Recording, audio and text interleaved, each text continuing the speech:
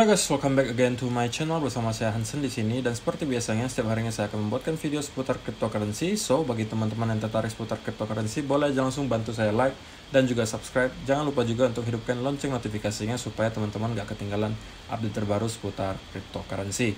Oke guys, pada malam hari ini kita akan membahas sebuah koin lagi yang banyak banget menjadi request teman-teman, yaitu Ethereum.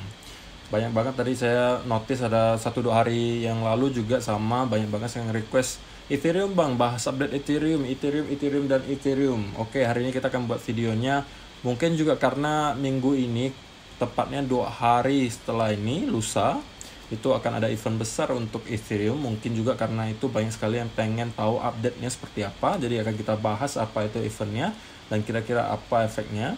Kemudian pastinya juga kita akan update soal analisis teknikalnya Ethereum. So, kalau teman-teman tertarik tentang semua itu, stay tune terus sampai akhir video. Jangan di skip-skip videonya supaya teman-teman gak sepotong-sepotong ngertinya, oke? Jadi sekarang kita langsung mulai videonya. Let's go. Oke guys, pada saat saya membuat video ini, teman-teman bisa melihat sendiri Ethereum itu berada di harga $2.589 atau naik 0,14%. Nah, sekarang kita langsung masuk ke chartnya Ethereum aja untuk update-nya. Nah, sekarang kita bisa ngelihat bahwa Ethereum pergerakan harganya dalam 2 minggu terakhir itu didominasi oleh green candle semua guys. 1, 2, 3, 4, 5, 6, 7, 8, 9, 10, 11, 12, 13 hari.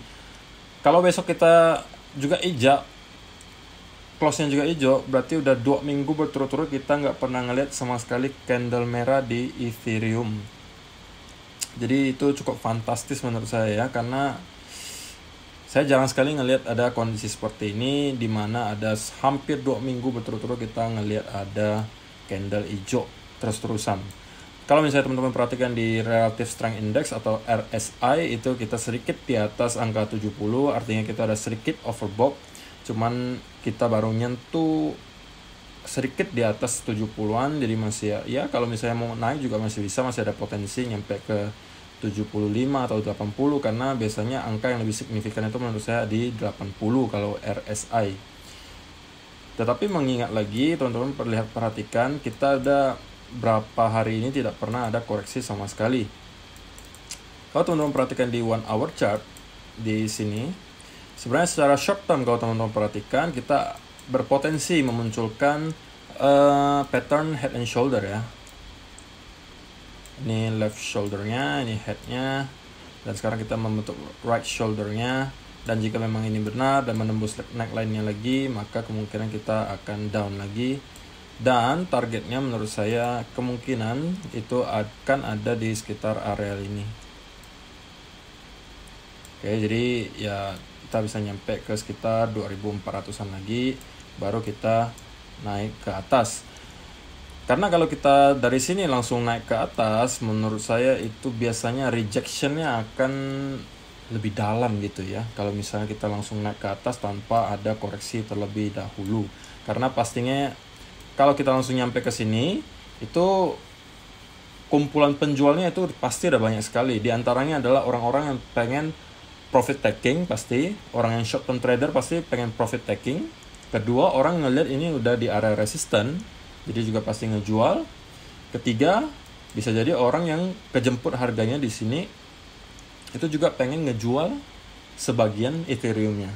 So, kalau kita dari sini langsung tiba-tiba naik ke atas, kita bakal ngelihat sekumpulan penjual-penjual tersebut menjual Ethereum-nya dan bisa menjadi rejection yang cukup besar ke bawah. Berbeda jika kita koreksi dulu di sini. Di sini kita koreksi dulu, setelah ada head and shoulder kita koreksi. Nah, di sini mungkin orang yang profit taking bisa di sini dulu, profit taking. Nah, udah habis penjualnya baru kita naik ke atas, nyentuh ke resisten di sini. Nah, kalau di sini palinglah orang yang jual hanya kalau orang yang udah kejemput, yang nyangkutnya cukup lama, atau memang orang yang juga ngelihat di sini resisten yang cukup kuat. Jadi ya jumlah penjualnya lebih berkurang. Itu secara logikanya ya, kalau misalnya kita langsung naik ke atas, penjualnya otomatis akan semakin banyak, ya kan? Kalau misalnya kita koreksi terlebih dahulu, ya orang-orang yang profit taking bisa jadi udah profit taking dulu di sini dan bisa jadi ikut buy lagi di sini, gitu kan? Oke.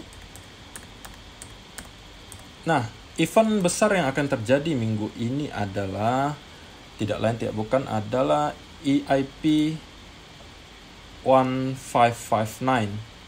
atau disebut Ethereum's London Hard Fork. Jadi pada tanggal 4 Agustus ini itu akan berlaku.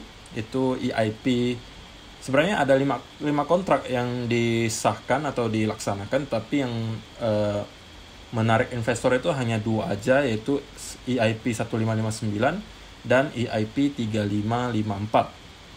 Terutama yang EIP 1559.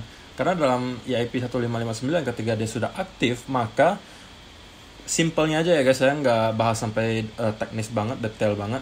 Kalau misalnya EIP 1559 ini aktif, maka para penambang di Ethereum itu biasanya kan mereka mendapatkan fee kalau misalnya mereka menambang Ethereum dan memvalidasi transaksi Ethereum gitu ya. Nah, kalau misalnya EIP 1559 ini aktif, maka sebagian dari fee tersebut, fee yang diberikan ke miner, itu akan di-burn. Atau istilahnya ya dibuang lah, dibakar. Jadi Ethereum itu hilang selamanya, dibuang sebagian ya, fee-nya itu sebagian di-burn, sebagian lagi untuk minernya. So, itu membuat lama-kelamaan Ethereum itu circulating supply-nya bisa menjadi berkurang. Karena permintaan Ethereum itu sekarang banyak banget.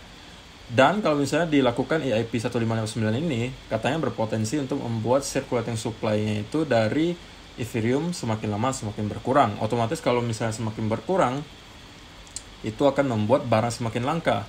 Dan seperti yang teman-teman tahu, kalau barang sudah langka, otomatis harga akan semakin meninggi. Nah, mungkin itu yang diekspektasi oleh para investor yang akan terjadi 2 hari setelah ini, di tanggal 4 Agustus, hari ini kita di tanggal 2. So, kita bisa lihat 2 hari kemudian apakah ada perubahan besar yang terjadi atau apakah kita udah price in. Karena event ini udah direncanakan udah lama banget gitu guys ya. Jadi semua investor juga udah tahu bahwa pada tanggal ini akan ada Ethereum London Hard Fork. Jadi bukan lagi sebuah surprise. Orang udah pada tahu semua. Orang yang pengen masuk Ethereum karena hal ini juga udah masuk duluan gitu ya. Jadi menurut saya pribadi sebenarnya, kalau ketika tanggal 4 Agustus ini udah aktif, itu tidak akan langsung membawa efek yang sangat signifikan.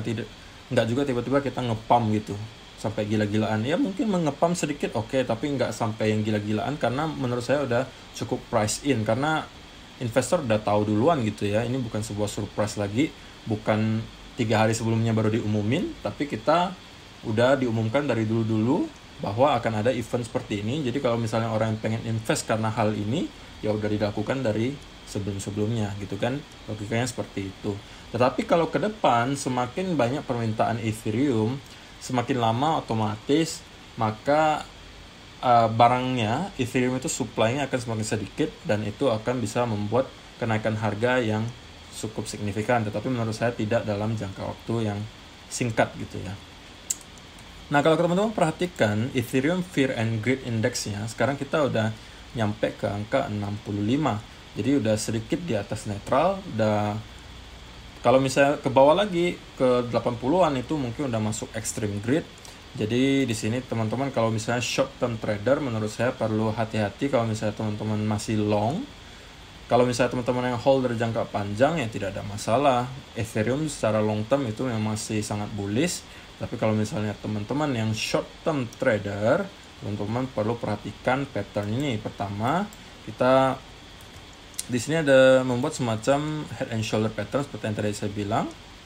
Nah, kalau misalnya hal ini valid dan kita menembus neckline-nya, maka kemungkinan kita akan nyampe lagi at least ke angka sekitar 2400-an di sini, baru kita bisa ngelihat apakah kita mempunyai momentum yang cukup kuat untuk kembali naik ke atas atau malah kita akan kembali down ke bawah. Tapi saya lebih prefer kayaknya skenario pertama, yaitu kita koreksi dulu ke angka 2400, baru dari sana kita menuju lagi ke angka sekitar 2800-an di sini. Nah, 2800-an ini merupakan key level menurut saya, karena di sini adalah area resisten yang paling kuat setelah all time high pastinya ya. Di sini juga sangat kuat. Jadi kalau misalnya kita udah menembus dari area ini, Ya ini mungkin bisa kita katakan kayaknya Ethereum akan kembali melanjutkan bull marketnya. Jadi kita perlu konfirmasi bull market itu melanjutkan bullnya ketika kita udah menembus dari harga 2.900-an. Intinya kita harus udah close di atas 3.000 dan kita bisa bilang, oh kayaknya kita akan melanjutkan bull marketnya ke atas.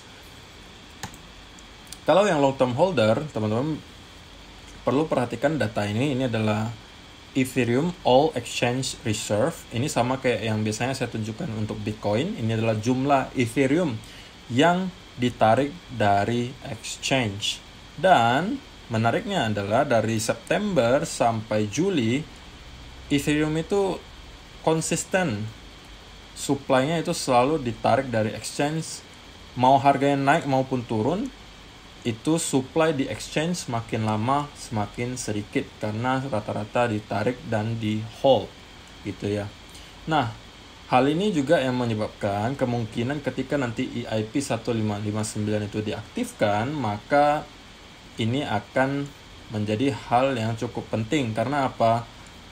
Supply-nya sekarang saja sudah mulai tergerus, supply-nya sekarang udah mulai tergerus banget karena udah turun terus-menerus, di hold sama orang banyak banget yang ditarik dari exchange, apalagi nanti akan ada burn yang terjadi di gas fee-nya.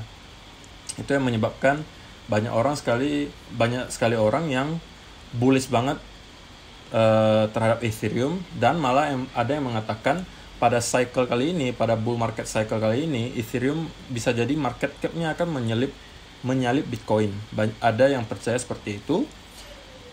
Saya pribadi sebenarnya ya masih netral lah ya, karena kita belum bisa menilai dari sekarang karena kita belum ngelihat apa efeknya dari EIP 1559 itu. Walaupun kita udah tahu apa yang akan terjadi, tetapi apakah itu akan berdampak signifikan terhadap permintaan Ethereum, kita belum tahu. So kita belum bisa terlalu jauh menilainya, kita harus lihat dulu perkembangannya selanjutnya.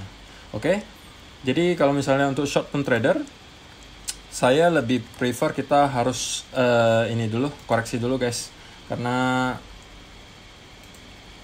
ini dihapus dulu kebanyakan garisnya ya. Ya, karena di sini kita bisa melihat head and shoulder pattern. Kalaupun ini invalid, misalnya kita tembus ke atas lagi, maka kemungkinan besar di area sekitar 2.800 ini pun kita akan ngelihat akan ada rejection. Jadi saya lebih prefer kita koreksi di sini baru naik ke atas, kemungkinan di atas kita konsolidasi saja baru kita nyampe lagi ke atas. Oke, itu aja untuk update Ethereum kali ini. Semoga bermanfaat bagi teman-teman semua. Bagi teman-teman yang suka, mohon bantuan like-nya. Kita akan bertemu lagi di video yang berikutnya. Thank you, bye-bye.